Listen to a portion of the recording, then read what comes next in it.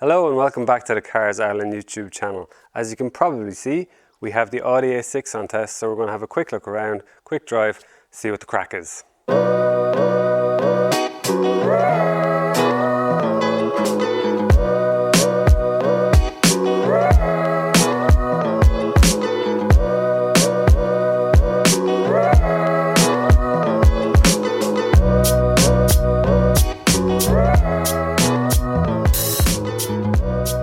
And I just realised I'm wearing lots of grey, like the car.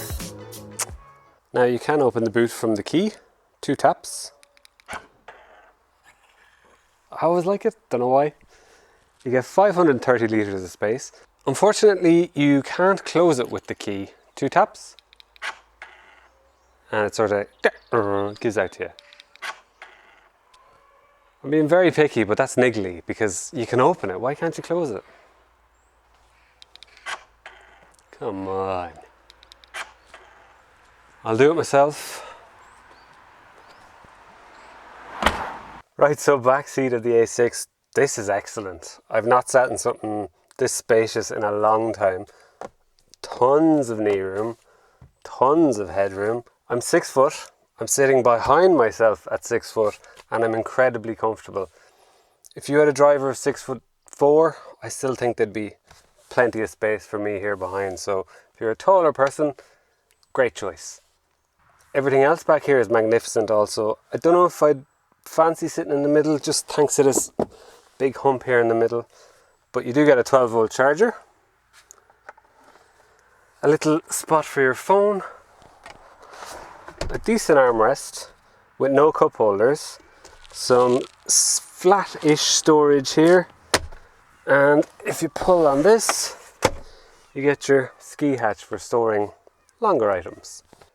Much like the back, the front is magnificent. Build quality is immense.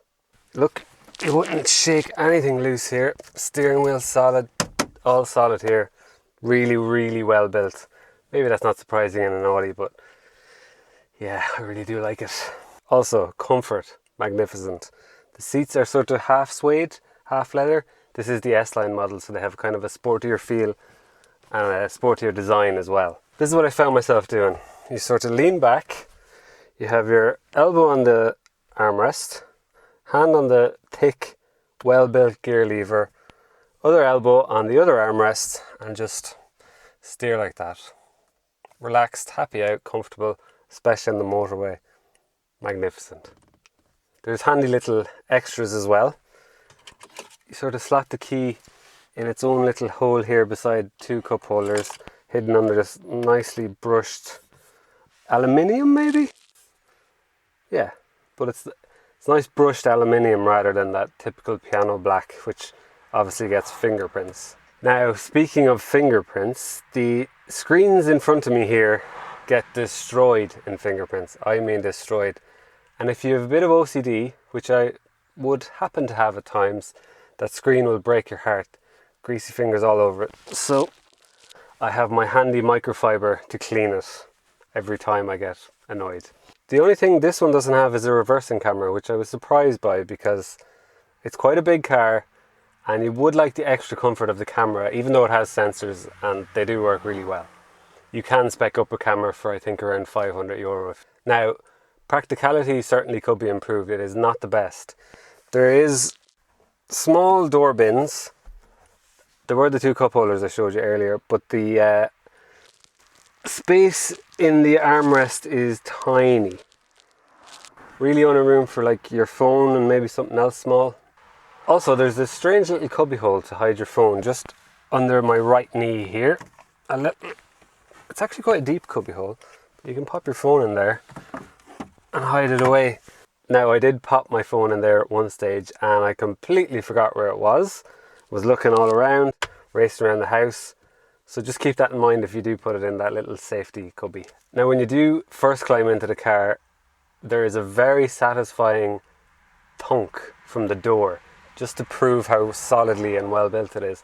I don't know if you'll hear this, but there's just a sense of quality when you close the door. Even opening it, but listen. Well built. Now we don't have Audi's virtual cockpit here in this particular car. We have a 75% analog dash, but I don't mind it. It's nice, clean, crisp. And there's actually a cool little feature where the red line is a couple of LEDs rather than a strip of red plastic or whatever you might get. Nice little touch, nice little attention to detail. Also, we have the dual screen setup here. So you can control your aircon and stuff on the lower one, and you have your more traditional sat-nav, radio, media on the top one.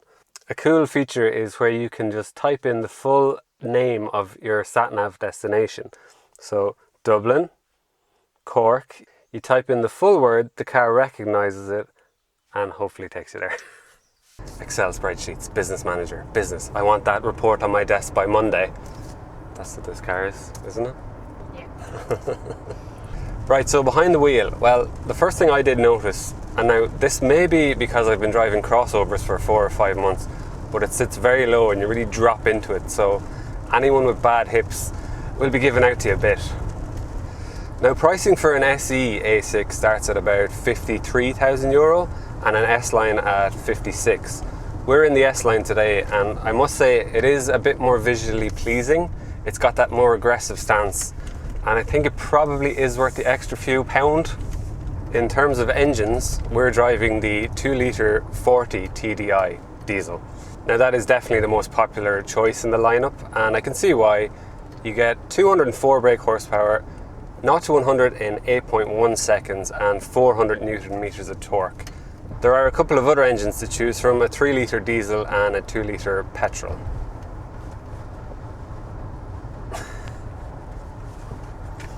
Yeah. Now I can see why the 2-litre diesel is the most popular option. It's actually very economical, and in my week with the car we've seen somewhere between 5 and 6 litres per 100 kilometres. And you also get a large 73 litre tank, so I think 1,000 kilometres to a tank is definitely achievable without going too mad on the old hypermiling and driving slowly. Now it may not come as a massive surprise, but this car excels on the motorway. I did 2.5 hours driving on one the other day, and I arrived relaxed, refreshed, and no back pain, happy out, and that's who this car is aimed at, really. The engine sits very relaxed at just over 1,000 RPM, which surprised me doing 120 kilometers an hour. So that obviously helps economy, keeps it relaxed, keeps you happy, keeps everything quiet. Now, despite it being a diesel, it isn't the loudest thing in the world, and once you get up and move, and you really can't hear it, and you really wouldn't know what you're dealing with under the bonnet. Now, if you were hoping for a manual A6, I'm sorry to tell you, not an option anymore. All automatic, but I really wouldn't have any complaints. It suits the car's character perfectly, works away in the background with any issues, and you barely notice it. The only time is maybe if you do something where you want a bit of power very quickly at a random point that the car is not maybe predicting. It does jump ever so slightly, but nothing to complain about really. On a twisty, narrow Irish back road, there's sort of a dual character to this car. When the road's flowing, it's fine.